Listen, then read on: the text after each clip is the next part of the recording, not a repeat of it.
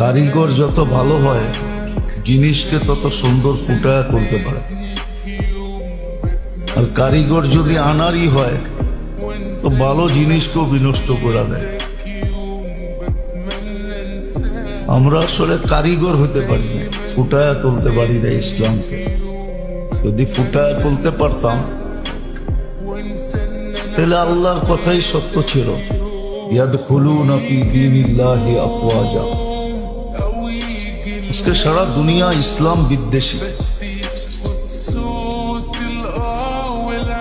এমনকি মুসলমানের ভিতরও যারা মুসলমানের ঘরে জন্ম নিছে এদের ভিতরও বিরাট একটা সংখ্যা ইসলাম বিদ্বেষী।